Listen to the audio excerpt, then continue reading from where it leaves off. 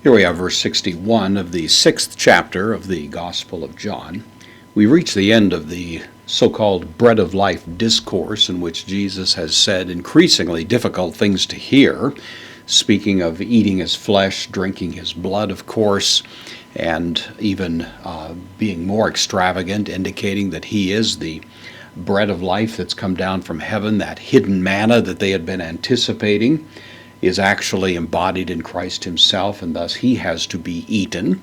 He has to be, the word that Jesus used, trogo, he has to be chewed on, as it were. It's a very strong, somewhat graphic term. And we, rather not surprisingly, hear that there's a negative reaction. Verse 60 reflected that these people began to say among themselves, this is a hard saying, and who is going to be able to embrace this? And this continues now, this conversation, in this verse, eidos. This is from eido, basically means to see. This is the perfect active participle, masculine singular nominative, a participle that goes along with the subject of the sentence, Jesus here.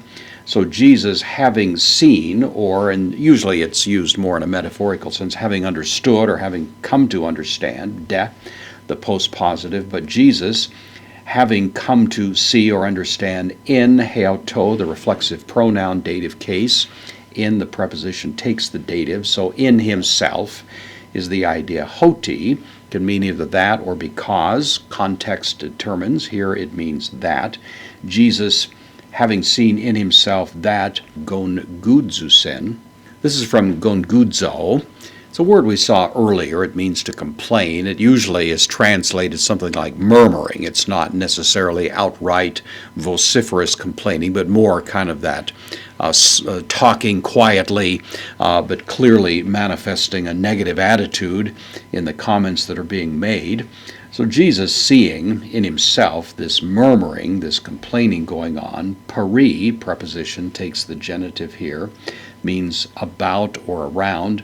In this case, it means about this.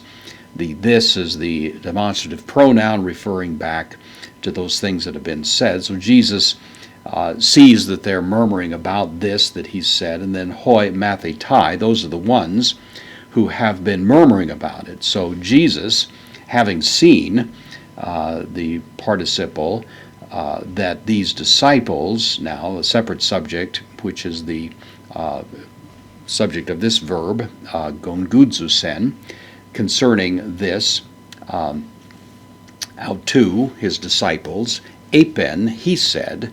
This is the principal verb of the sentence. So Jesus said, third person singular, aorist active indicative, autois, dative plural masculine, to them, pronoun. Tuto, this is again a demonstrative pronoun, neuter, singular, nominative. So he said to them, skandalidze, from skandalidzo, we have the word scandal, of course, from that. It means to scandalize or to offend. That's the idea. And so Jesus is asking here, question mark, reflected there, third person singular. So does this, the question, the subject of this, tuto, does this scandalize you, humas, the direct object of this? Does it cause you to be offended? Jesus saw that they were murmuring among themselves. He saw the impact of what he had said upon them, and he poses that question to them.